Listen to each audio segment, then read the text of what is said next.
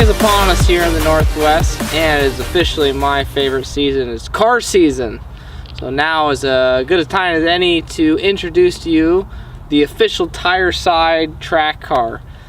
This car started out as a base model 1.8 Impreza. Somewhere down its life, it had an RS front end conversion before I bought it, and then somebody had put a 2.5 naturally aspirated motor in it with a WRX transmission. I picked it up actually in Seattle, drove it all the way back in the middle of the snowmageddon we had in Portland last year. It was not fun, it was terrifying, and I was really hoping that I wouldn't crash the car on the way home.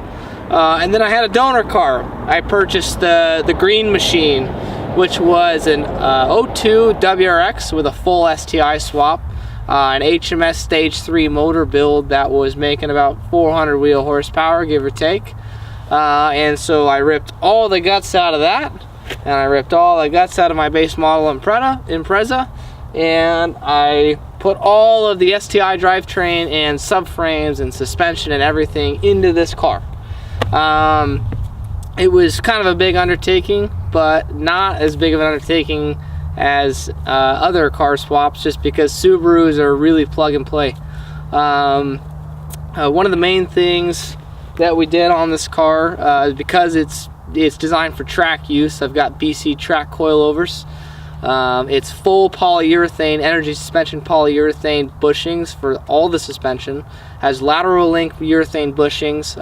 All the subframes are locked down. The rear differential yoke has locking subframe collars that you just bolt in between the bolts that hold the yoke into the car. And then the rear diff itself actually has replacement steel bushings to get rid of the rubber bushings. It has a one-piece drive shaft shop aluminum drive shaft, and currently I'm running an 05 STI running gear with a DCCD Pro, which allows me to actually adjust. It's just a manual user adjustment for the center differential. The car has ST suspension technique sway bars and end links, front and rear. And it is, everything in this car is stiff. There's like absolutely no body roll. The motor, HMS Stage 3 bottom end. I think it's just stock heads with an MLS head gasket. I'm running equal length headers, Tomei equal length headers with a catless up pipe and a full catless exhaust system, which is basically straight pipe to a catalytic exhaust tip, so I'm not shooting flames out the back. And then I'm running a ATP GT3582 dual ball bearing turbo with a 44mm tile wastegate flange casted into the exhaust housing, which is pretty neat. So you can run a tile external wastegate right on the back of the turbo. It's a really cool setup that actually allows you to vent your wastegate just right out of the bottom of the car. I'm running a Turbo XS top mount with a Turbo XS blow-off valve, partial atmospheric. And then we've got a Coilrad radiator with the factory fans on it.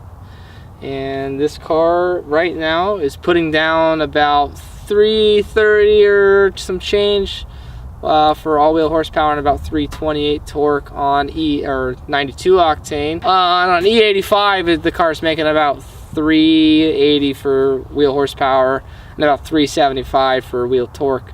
We're about to turn it up. We just finished having the flex converter sensor installed, and the car can now have both E85 and 92 octane put in the tank at whatever ratio, because the sensor picks up the exact percentage of ethanol in the fuel, and then it'll actually adjust the tune accordingly. So we're going to go back and set our baseline E85 tune, maybe make a little bit over 400 wheel horsepower, which is more than enough for this car because it currently weighs about 2,750 pounds with 2 people and a half a tank of gas. So you do the numbers, that's a really good power to weight ratio for this car, and it's killer on the track.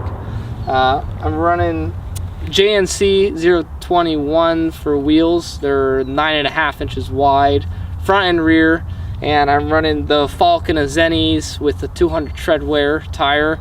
and I'm running a 275, 45 in all four corners, so it's a pretty wide stance, and the car's got plenty of grip to basically push it through any corner that you want. If you can pull the steering wheel, because it has no power steering, if you can pull the steering wheel, it'll make the corner. So it's pretty fun. Let's go for a drive.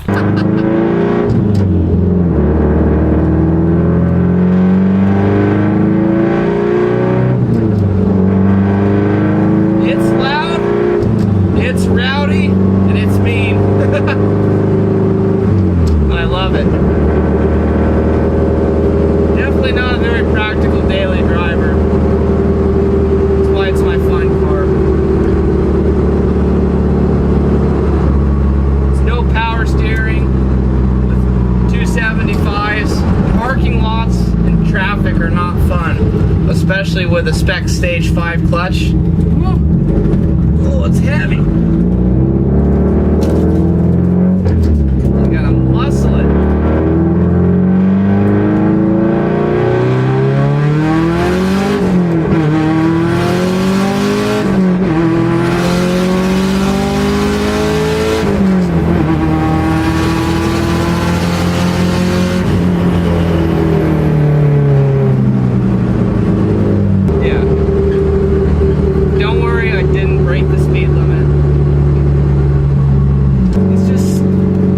What you'd expect from a Subaru when you're driving it, because the suspension and the wheel and tire setup makes it so that there's no understeer. I mean, you go into a corner and typically, you know, driving an STI, they're kind of heavy cars, being about 3,200 pounds.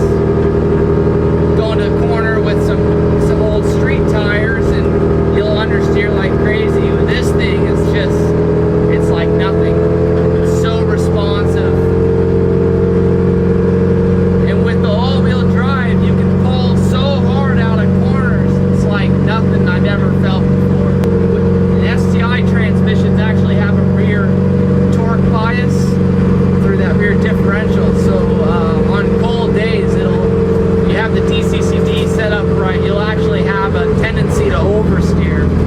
And I've gotten this thing to all-wheel drive drift through a corner before.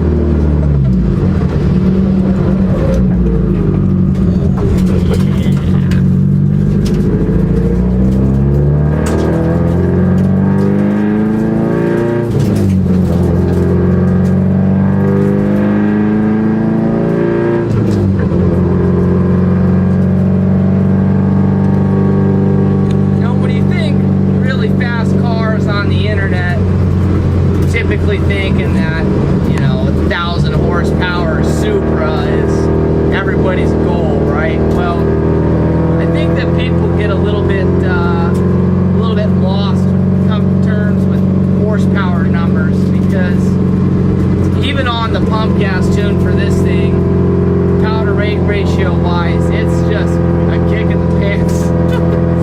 Super fun to drive. And I think that if it were over 450, it would just be crazy. At that point, you start breaking parts, and it just makes it really expensive to maintain.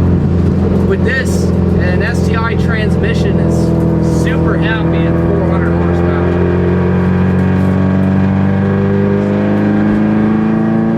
You're not breaking drivetrain parts, and if you have a really well-built EJ, you're not breaking bottom ends. It's a good number to be at, especially for a two-door coupe Impreza with the weight being what it is.